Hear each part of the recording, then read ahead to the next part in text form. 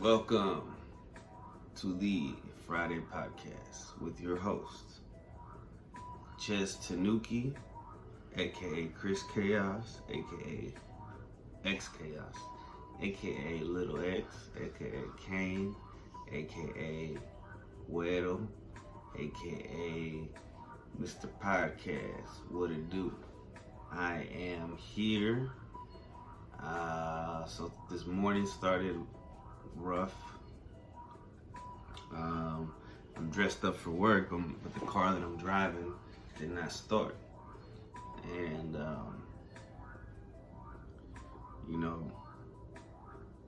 Mercury retrograde's been kicking my ass. I don't know if the full moon, also just earlier decisions I made in the month financially that have set me back. So it's been just yesterday was a big, it wasn't that big. I didn't blow up or nothing. It was fine. I did blow up a couple times. So I took it as a sign when I was trying to turn the car on and it just wasn't. I took it as a sign to take a break today. I'm taking a break today. I'm just working in another way. But to me, this isn't work because it's fun. I love it. And sometimes work isn't work, but work is work. And I love work. But whenever you get a sign, sometimes, whatever. I've been trying to go every day, but I broke that record today. So whatever. I feel bad. I feel guilty. I feel shame. Embarrassment.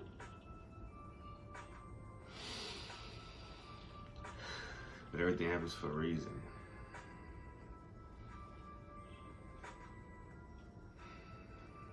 So I know this all happened for a reason. But now I feel weird, like I'm having an outer body thing. Alright, I'm back. So I decided to record, take advantage, and then I'm gonna do some work stuff. Since I'm here, there's some work stuff I can do that I don't have time to do at work. Which is some boring shit, but I'm gonna do it.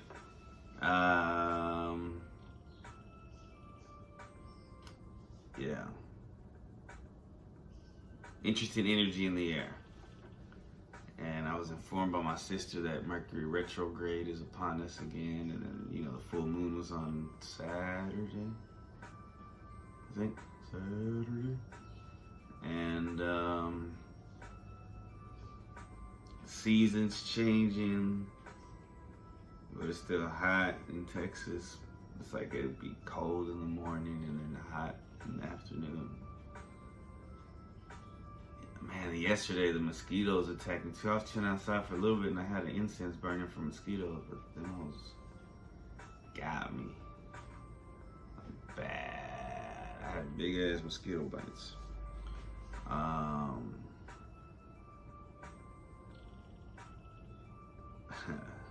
Stress, man. Stressing's a blessing, and then you sit back and you think about it, and all this shit that I'm stressing about is bullshit because I have a friend who found out he just got lung cancer, and I don't think he smokes or anything. So, sending prayers to him. I don't know if you're watching. If you're watching, we always call you Ghost, but Raphael, send us some prayers to him. Avila.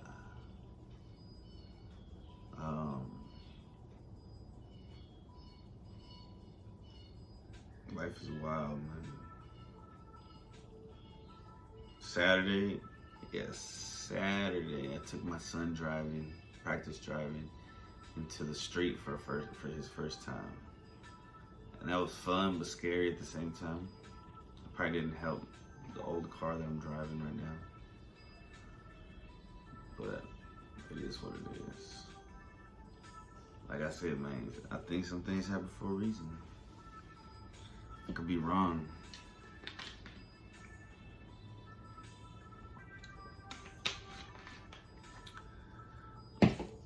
And I debate, like, you know, I don't want to take a day off. I want to be there every day because of accountability and reliability and stability.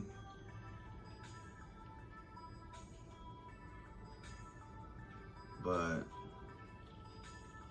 I don't know, man. Mental health days are important, I think.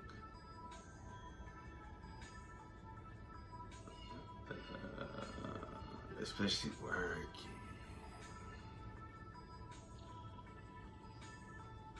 But not everybody gets those options. I don't know. Life is very interesting. I don't even know if this one's gonna be covered, this sick day. Hopefully. You know, whatever you wanna call it, my car's sick day.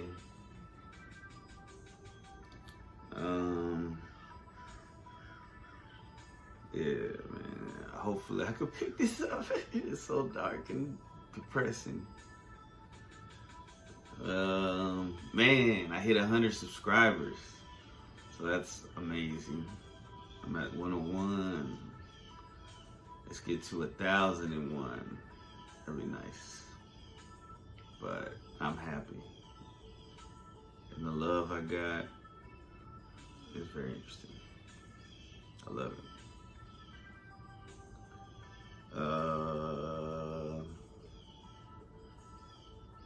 Yeah, I feel weird. I feel like I'm skipping school, which I am. But my ride, any ride that I could have had, had already left, so I didn't want to fuck up their day or get them late. It was last minute. So here we are. But this is coming out in a few days, so this will be 4 days ago or whatever.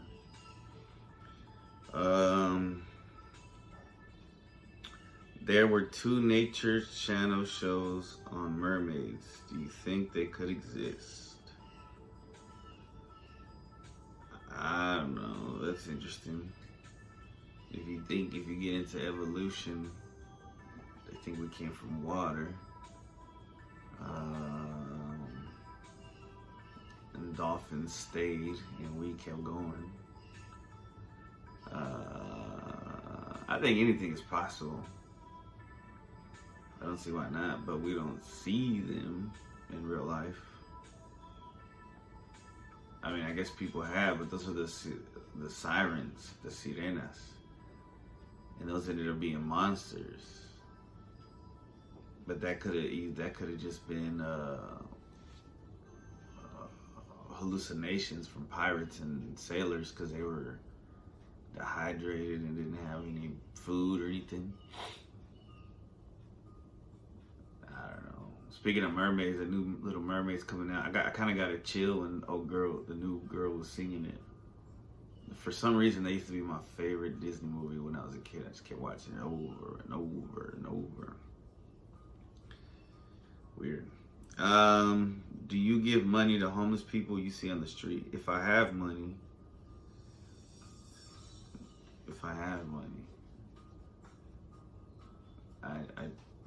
My dad always tells me to, give him $1 or something, but I don't always have it. If I have food, I'll give him food too. What's your least favorite personality trait that you like about yourself? Least favorite personality trait.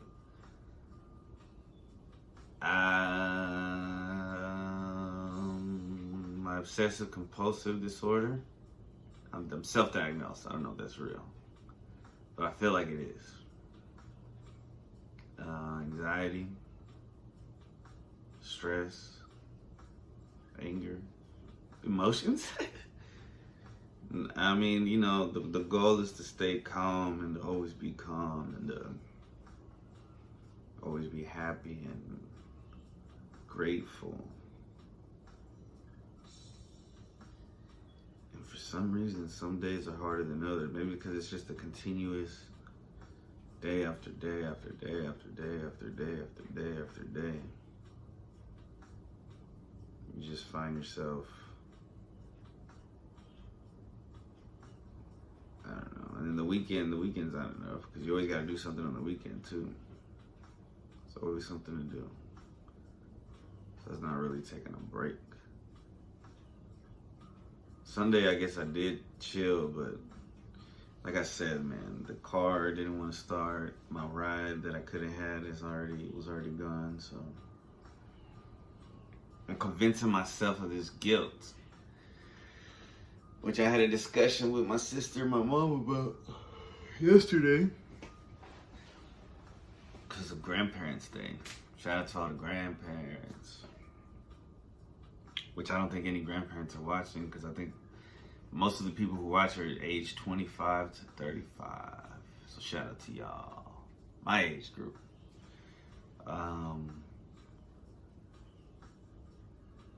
Guilt, yeah, I don't know, man. There's several traits. What have you considered interning for? My mom used to tell me to intern for the radio station. But I was like, it's not even, you don't even need the radio station anymore. Everything's online. It's just time and consistency. But I interned for like some kind of, before I would say a record label. Okay, now let me think, a podcast. I would intern for like Joe Rogan. He'd probably be super intense. Bobby Lee would be too much. Theo Vaughn would probably be a good one. But intern for some kind of cool comedian. Interning is straight. I think I'm too old to intern. What is your favorite way to spend a Sunday? The way I spent this past Sunday was pretty cool. Sleeping, working on videos, editing, sleeping again, eating. Nah, cause having to do laundry and shit, that's not fun. And chores and all that stuff. So a perfect Sunday is that I don't have anything to do. And I could just chill and record or write or draw or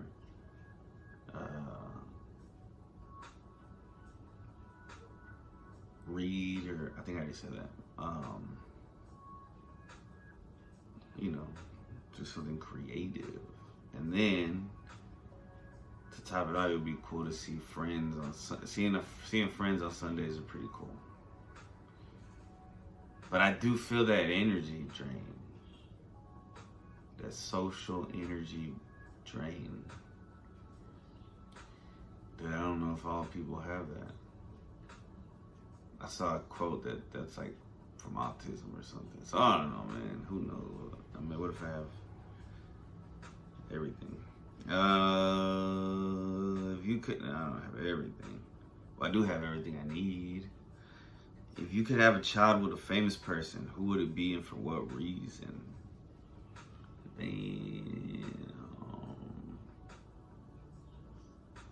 Immediately I think, Dua Lipa.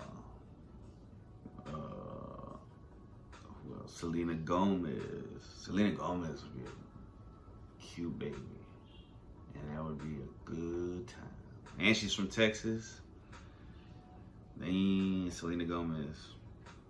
Do you think the guy should always pay? What about on the first date?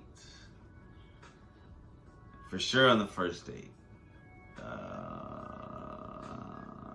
But every time, I don't know. I would like to, but I just can't do it. Or we're not even gonna go out. Like, let's just chill, because I don't have the bread for it. That's just right now. Now on payday and a week after payday, I'm balling out of control. Or at least I act like I am. And I'll pay all day. I'm pretty old school, so if I have it, I'll pay. I don't mind paying. But I think that's like dating. If it's a girlfriend, I don't know. But I do like, because one time I did date somebody who she would pay sometimes, and that was fire.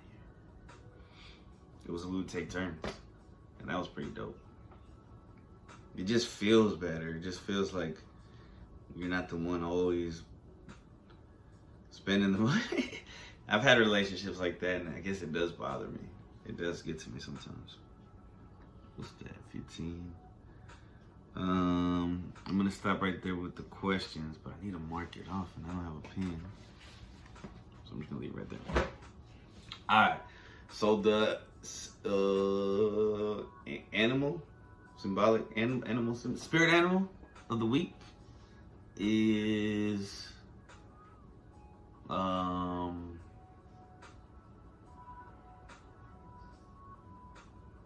I was just thinking today was Western Day.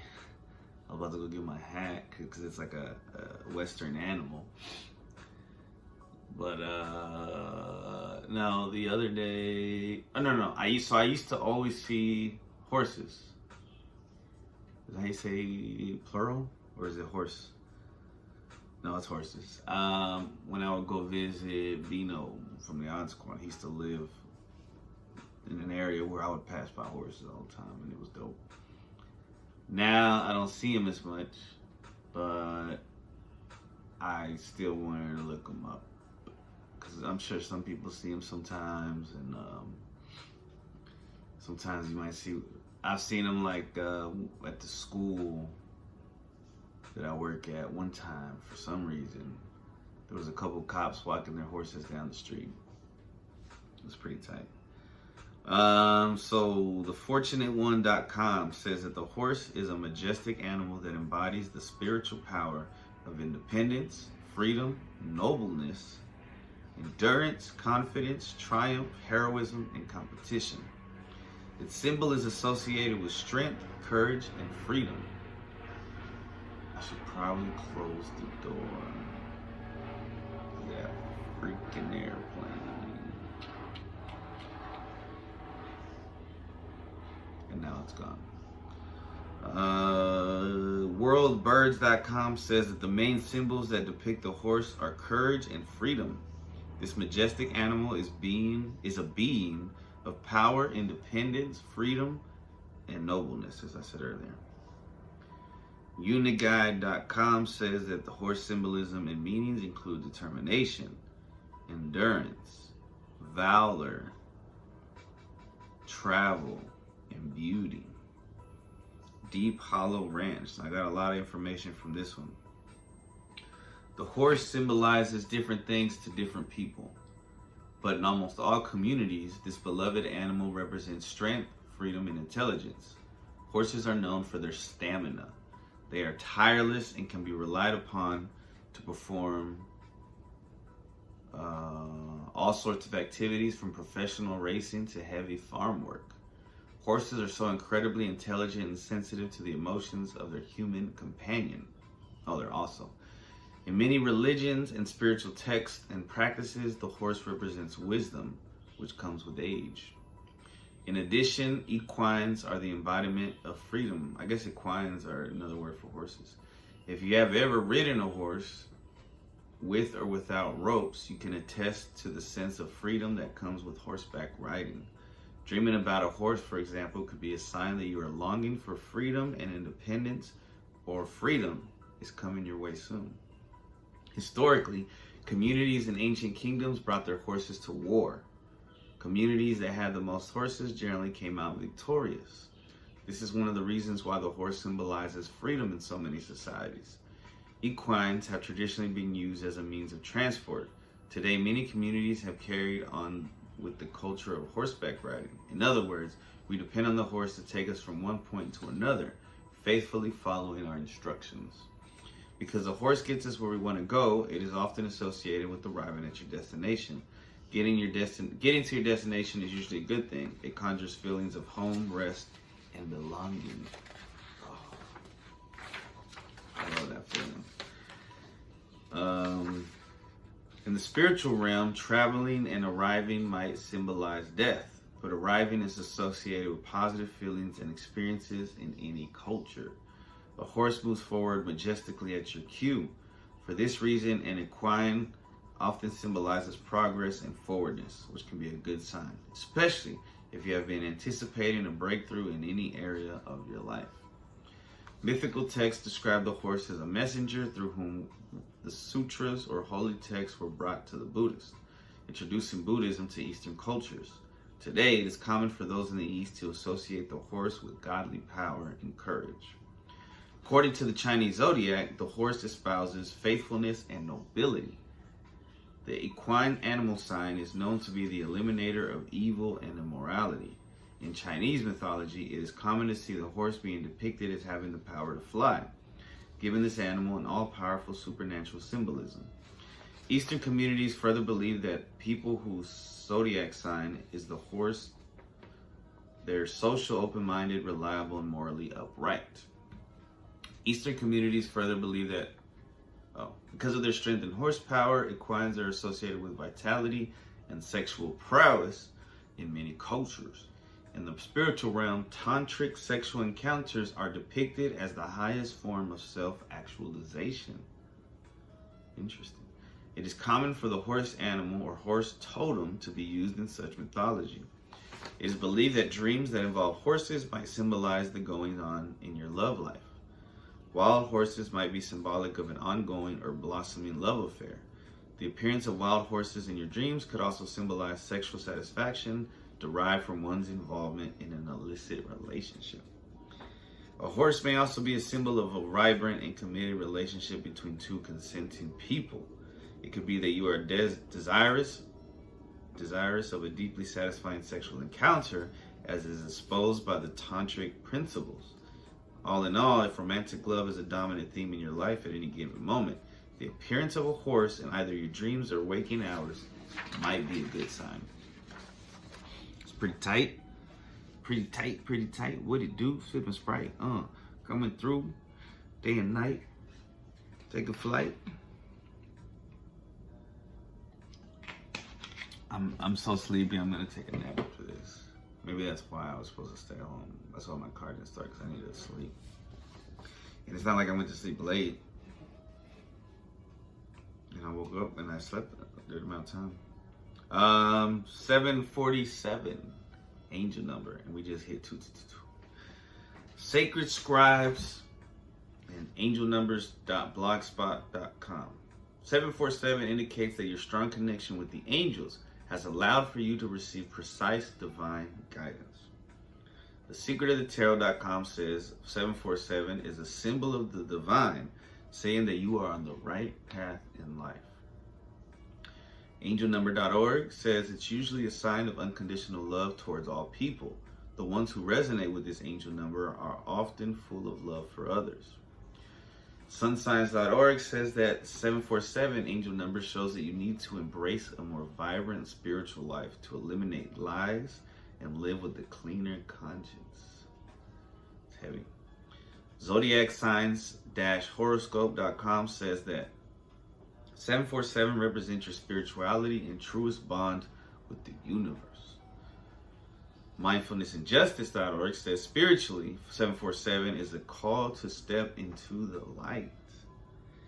DivineAngelNumbers.com says that your guardian angels repeatedly show you number 747 to urge you to live a more honest and open life.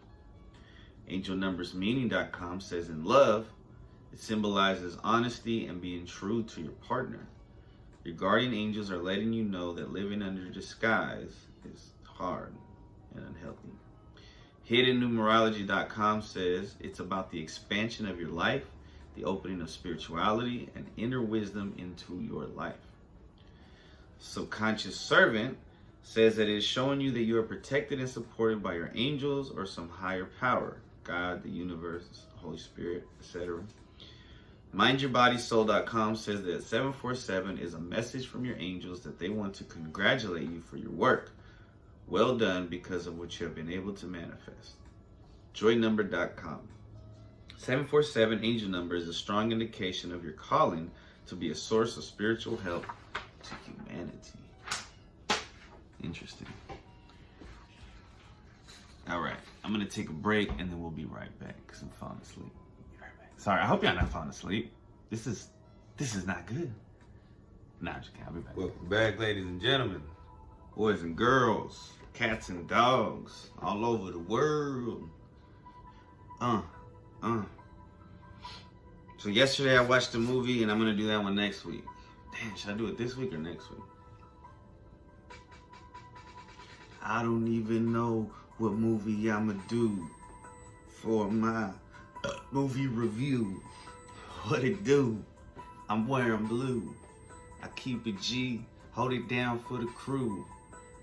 Vino, Romo, Tony, my cousin Ed, my cousin Noe, my son Xavier, my mom, my sisters. They the bomb. Yeah, they cool. Shout out to my dad. Stay in school. That's what he told me. But I was fooling. Thought I was Kobe. Homie. Like some homies. What it do? I never watched the Tonys. Awards, fool. But sometimes I watch the Grammys. Man, I make you slap your mammies. Since you was in your jammies, I was selling candies and selling pictures of DBZ to the middle schoolers. Kept it G. The colored ones cost more than the black and white fee. Had a white fee, but I fucked it up. But it's all cool, man. Roll up a blunt. Wow. Alright. So yesterday I watched Thor, Love and Thunder, but this weekend I rewatched episode 3 of Star Wars. I'm gonna do Star Wars episode 3. And I want to do a little background history of it because it's kind of old, so not everybody knows this movie. Now I think this is probably the best Star Wars movie, in my opinion, from the 9, from the 6, those last 3. Shame. But anyway, they were fine, whatever. They just didn't really match. It was like a whole nother thing. They should just separated it. It shouldn't have been 7, 8, 9. It should just been Star Wars, whatever. But, you know, it is what it is. You can't get mad at that bullshit, man. You just can't spit the facts, though. Episode 3 is probably the best one. And right now I'm looking at a calendar that has lava. And it's reminded me of that scene. The fight, the infamous fight between Anakin and Obi-Wan. It's an interesting movie. It shows the fall of a man who fears death and fears loss, and it turns him to anger and to the dark side. Because like Yoda told him, I don't know if Yoda said I think it was in the second one, fear leads to anger, anger leads to hate, hate leads to suffering. So scared is what I ain't. I added that last part. Yeah, some people hated on it. Like I was looking at it, some people hated on the acting of the kid, the dude. But I think he did fine, man. With what he was given and the type of movie it was and the film that it was.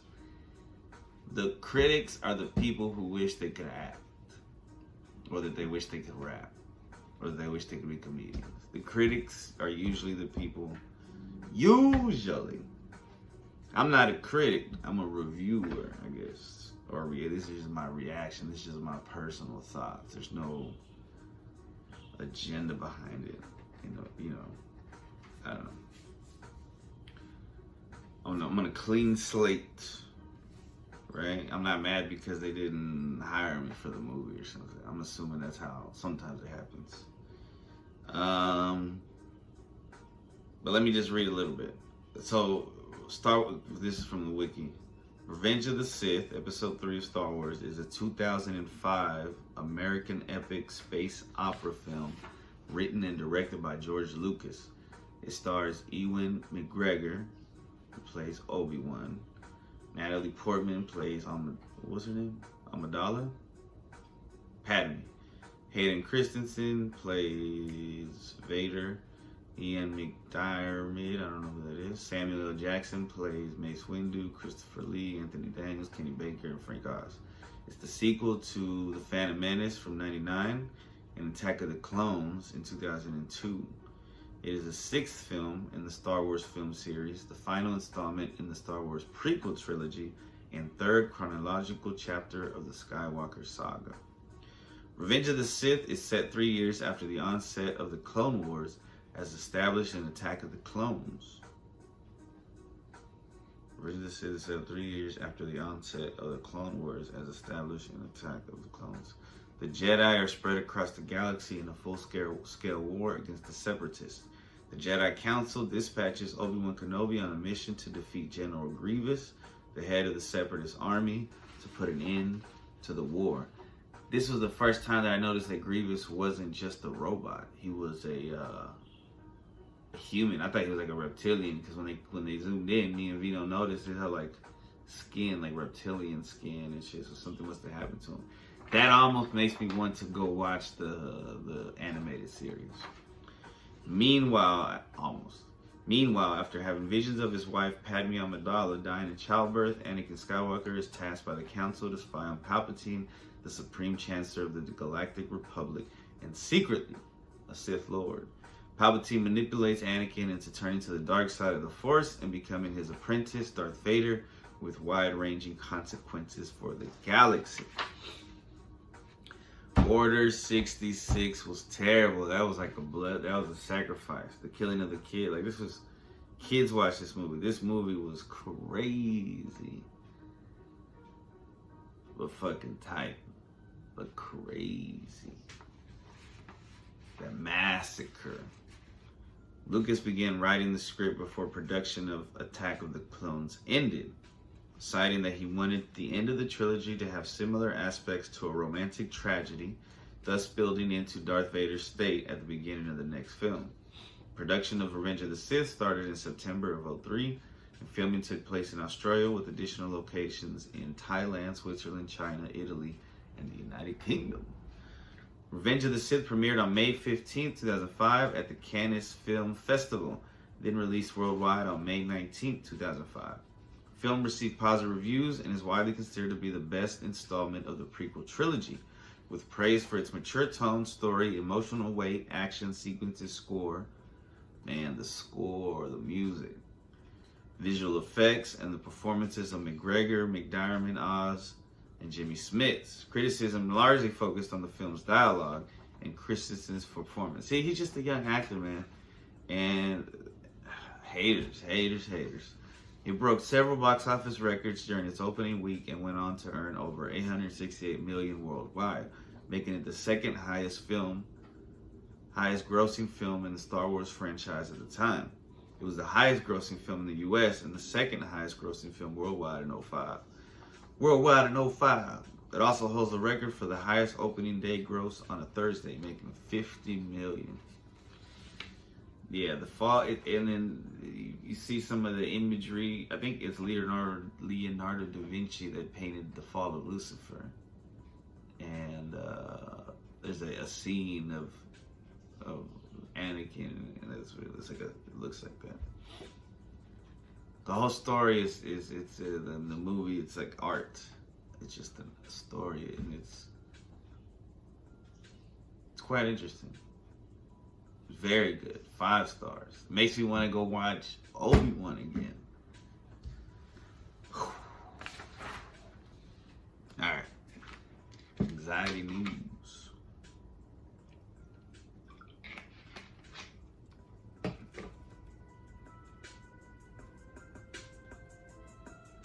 Anxiety news.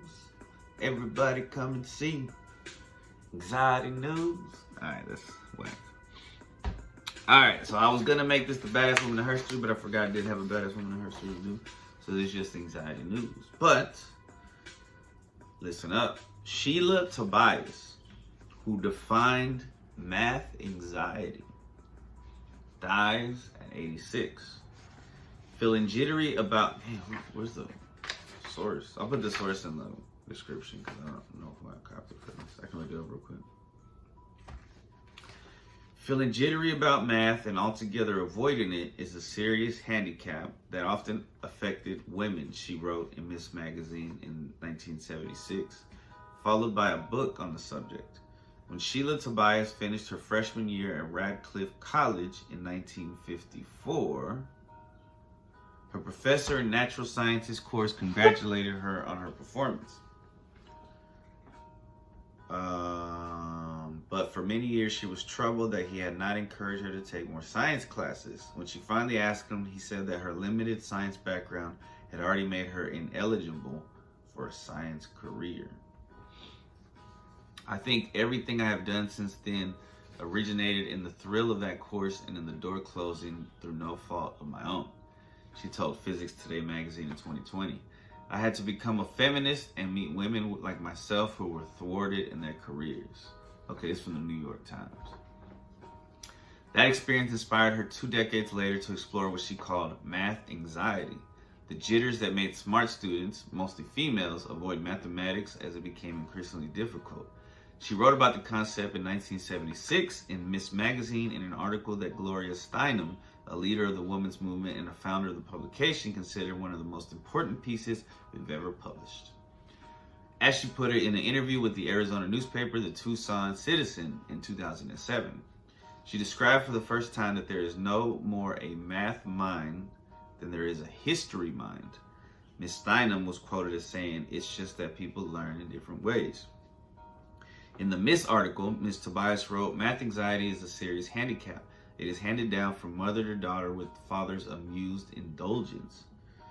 And in parentheses, it says, "Your mother could never balance a checkbook," he says fondly.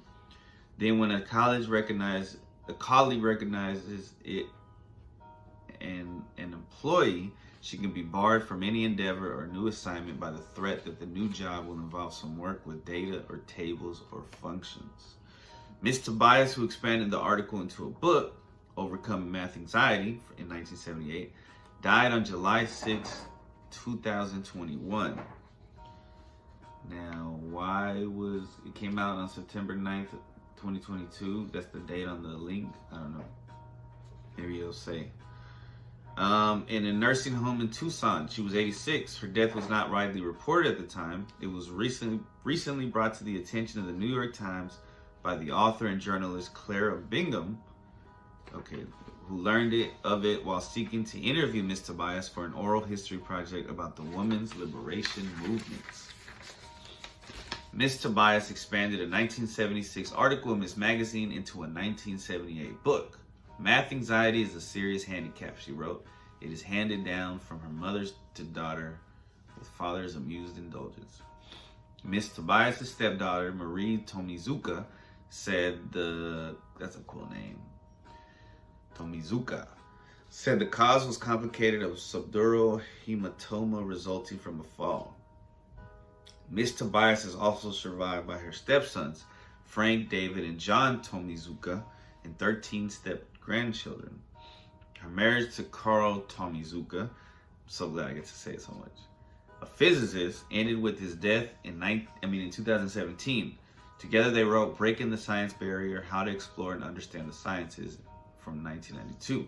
A previous marriage to Carlos Stern ended in divorce.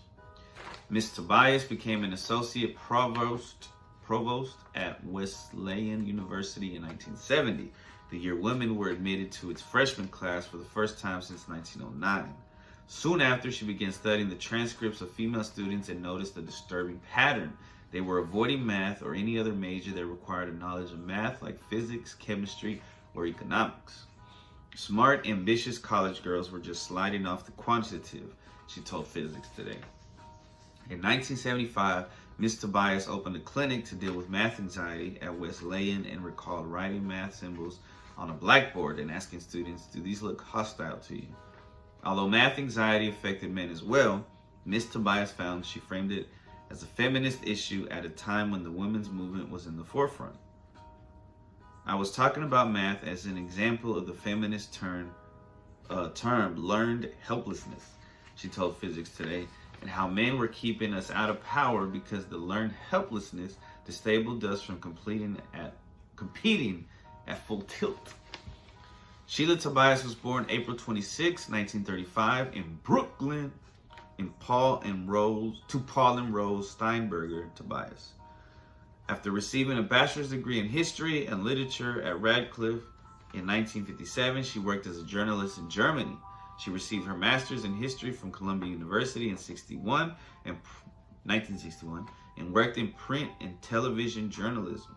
Cornell University appointed her assistant to the vice president of academic affairs in 1967. That same year, she helped organize a Cornell conference on women that was attended by Betty Friedan, author of The Feminine Mystique from 1963. Ms. Tobias also taught a women's study course, believed to be one of the first in the country. She left Cornell to join Wesleyan in 1970 and stayed there for 8 years. She also became a consultant to math departments at colleges and an author, with Peter Goodenough, Stefan Leader, and Sheila Leader, of a book that sought to demystify the military. What kind of guns are they buying for your butter? A Guide to Defense, Weaponry, and Military Spending, 1982. The appeal is to sweet reason, not to fear, outrage, anger, or chauvinism. Judith Stein wrote about the book in the Journal Quarterly Report on Women and the Military. With the publication of this volume, all of us have lost our excuses. Each of us can be easily armed for debate. In her research on math anxiety, Ms. Tobias discovered that many college students had a similar fear of science. That led to the book, They're Not Dumb, They're Different, Stalking the Second Tier, 1990. Written while she worked for the Research Corporation in Tucson, the book explored why students abandon science for other subjects. As part of her research, she paid liberal arts graduate students to take first-year chemistry and physics courses at the University of Arizona and the University of Nebraska, and to take notes on their experiences. What they found was that most courses remain unapologetically competitive, selective, and intimidating, she told the Hartford Courant in 1991, and there was little attempt to create a sense of community among average students of science. She found that some students, men and women, were turned off by science because they said too much time was spent studying formulas without knowing why they were learning them. Others said science courses failed to connect with what they were learning with the larger world. Ms. Tobias in 2015, it's a picture and I just copied the words. At Cornell, she taught what was believed to be one of the first women's studies course in the just put that picture up. Ms. Tobias lectured on war and peace studies at the University of Southern California, on women's studies at the University of California, San Diego. Let me say that again. Ms. Tobias lectured on war and peace studies at the University of Southern California, I don't know what that is, the little comma with the dot on the top, on women's studies at the University of California, San Diego, and on history at the City College of New York. She wrote several more books about science, as well as Faces of Feminism, an activist reflection on the women's movement from 1997. She was also a top official of the Organized Veteran Feminists of America. She was very strong and forthright, Allison Hughes, a former director of the Center for Rural Health at the University of Arizona, said in an interview. She had a brilliant mind. She challenged everything. Muriel Fox, founder of the National Organization for Women, called Ms. Tobias a leading thinker in our movement. She was always looking for new ways to think, Ms. Fox said. She was a rebel. So R.I.P. to Sheila Tobias. That was awesome. That should be a fucking movie too. Every one of these badass women of Herstory should be a fucking movie. And then I could do a movie review of the movie that I created. That'd be dope. Oh man. Oh, I'm so sorry. Just got lightheaded. Alright. Uno más descanso. And we'll be right back. Welcome to part 3 of this episode. If you've been watching the whole episode. Hold up. If you got some orange juice, cause it's early. Man, when I look outside, it's pearly. That's what I meant to say. Man, I'm coming up harder than rock, you could say. I don't play unless it's with my son. Thank God for the moon, thank God for the sun. Thank God for the right to own guns. Thank God for everything and everyone. I come through, what it do? I'ma start over, fool. Man, I'm magical. Life is so habitual. I hope I got it too. I try to show some gratitude, but instead it comes off like some attitude. Like I'm mad at dude, but really I'm just mad at myself. No such thing as elf on the shelf. I'm just trying to stack my wealth. I'm just trying to stack the grip. Fuck the haters talking shit. This one's for my loved ones. The ones that been there since day one. Ever since I began, they can ran with the motherfucking plan. They got my back and I got theirs. I'll move their stuff upstairs, even if I get hurt. Man, sometimes I go berserk, putting in the work. Fuck a fucking jerk. I don't talk shit, man. I just go to work. I mean, you know what I'm talking about, man. When I'm talking about flows, man. That was way too long for a fucking song. Really about nothing. Homie, you buffing. Man, you bluffing. Man, you puffing. Man, you roughing like a motherfucking dolphin. Puffing, laughing. I'm just making words up. People talk the shit that they never even heard of. I'ma keep going. I'ma keep flowing. I'ma keep growing and showing like a damn peacock. I could never stop. I pulled a Glock at the motherfucking rock. Talking, not Dwayne. I mean, you know, that pain, that rock cocaine. I don't know. Rogaine, Lomain, Old Main. He's back. Attack the game. Never been a motherfucking lame. Even if I said it in my own fucking brain, I trick myself. Bitch, I'm back. Bitch, I'm back and I'm here to attack. Rat-a-tat-tat. Rat-ta-ta-ta-ta. Alright. Sorry for saying the B word right before I do a badass woman in Herstory. That's not good. Alright. Shout out to my homegirl Tiffany Gomez. Because last week I got my badass woman of Herstory idea from her. It's a potential relative of hers, Juliella Street. This week, it's somebody else that she posted on Facebook. Not related, but it was interesting because she was 108 when she passed. And this is Clara Bell Williams. Born October 29th, 1885. Passed July 3rd, 1993. She was the first African-American graduate of New Mexico College of Agriculture and Mechanic Arts, now known as New Mexico State University. Became an educator and raised sons who became doctors. Williams was born Clara Bell Drysdale in Plum, Texas on October 29, 1885. She pursued her education on scholarship at the Prairie View Normal and Independent College, graduating as valedictorian in 1905. In 1910, she studied at the University of Chicago in Chicago, Illinois. She married Jasper Williams in 1917, and they had 3 sons.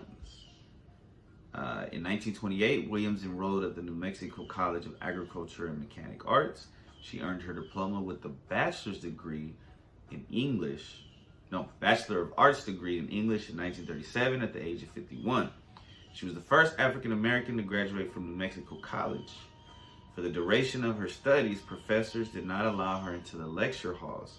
She took notes and attended classes in the hallway. Williams continued her studies with graduate classes into the 1950s. Williams taught at Lincoln High School which opened in an AME church in Las Cruces after the institution of segregation removed African American students from integrated Las Cruces high schools, from La Cruces schools in the 1920s when state law allowed districts to segregate. She later taught at Booker T. Washington School in Las Cruces for over 20 years after it opened in the 1930s. All three of her sons became doctors, Jasper Jr., James, and Charles. Williams worked as a receptionist for her sons' practices. In 1961, New Mexico State University named a street on its campus after Williams.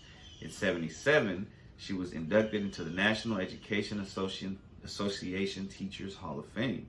In 1980, Williams was awarded an honorary doctorate of laws degree by New Mexico State University, which also apologized for the treatment Williams was subjected to as a student. In 2005, the building of the university's English department was renamed Clara Bell Williams, and New Mexico State University offers a scholarship for undergraduates in her memory. Bro, that's amazing. Very amazing. And we've come to the end of our episode, my friends. Thank you. Thank you very much. Thank you very much for subscribing and commenting and liking and sharing. For subscribing and commenting and liking and sharing. Thank you very much. Very much. Thank you very much. Very much. You guys came in the clutch. I'm about to roll a Dutch. Such and such. Man, I go hard like a fucking rock. Why do you keep saying a motherfucking rock?